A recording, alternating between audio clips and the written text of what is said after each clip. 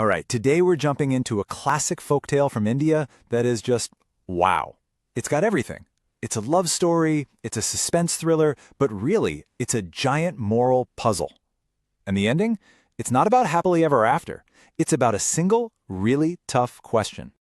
And this is that question. It's posed by a spirit to the legendary King Vikram, and honestly, this riddle is the frame for the entire story we're about to unpack. So get ready, because by the end, you're going to be the one who has to answer it. Let's dive in.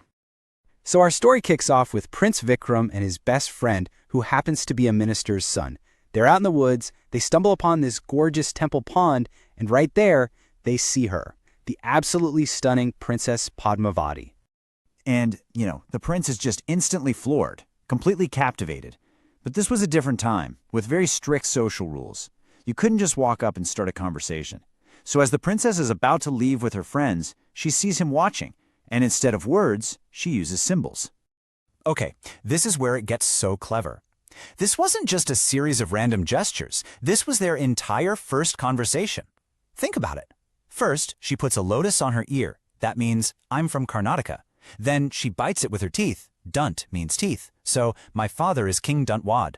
Next, she presses it with her foot, or pod, which tells him, my name is Padmavati. And to top it all off, she places it on her chest. The message couldn't be clearer. You are in my heart. A full introduction without saying a single thing. Incredible. So that silent message, that was literally all the prince needed to hear. He and his friend decide right then and there they're going all the way to Karnataka to find her. This wasn't some casual crush, this was a full-on quest. And they were actually really smart about it. When they get there, they pretend to be merchants. And then, by a total stroke of luck, they find a room with an old woman who just so happens to work in the palace. She becomes their go-between, their inside contact.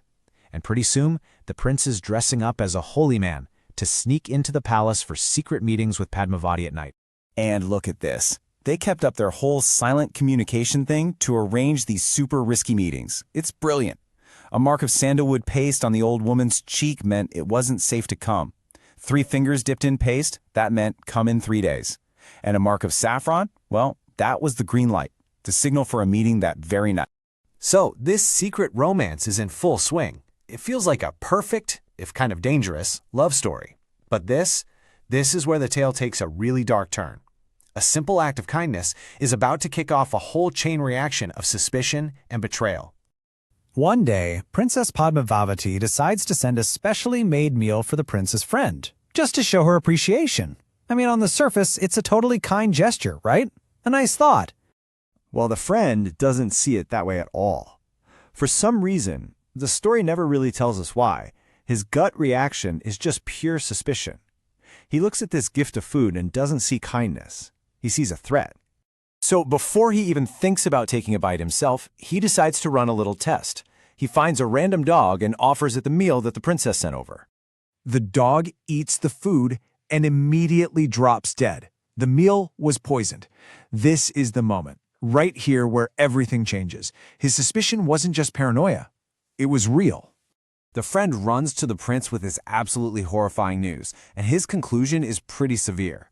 The princess wants you under her control. He's convinced she tried to kill him just to get the prince all to herself. So together, they cook up a plan, not just to get away, but to expose her. And their plan is, well, it's both elaborate and incredibly cruel. The friend, still in his holy man disguise, takes one of Padmavati's royal jewels, one the prince had given her, and he goes and tries to sell it in the market.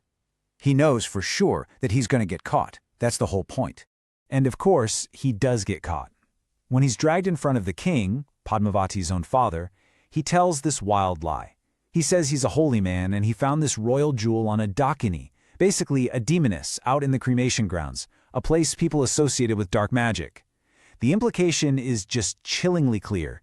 The princess is some kind of creature of the night. And the king? He doesn't investigate. He doesn't ask his daughter a single question. There's no trial. He just hears this accusation from a guy he thinks is a holy man, flies into a rage, and right then and there, he banishes his own daughter from the kingdom forever. So, the plan works. The prince and his friend take the now disgraced princess back to their own kingdom, and the story says they all live happily. But that's just the end of the story. it is not the end of the tale, because now we have to go all the way back to that riddle. Who was the real sinner here? The official answer, the one King Vikram gives in the legend, is this: the king was the sinner. And why? Because he acted on pure impulse, out of rage, and he condemned his own child without any proof or due process. It was a total failure of justice and a failure of being a father.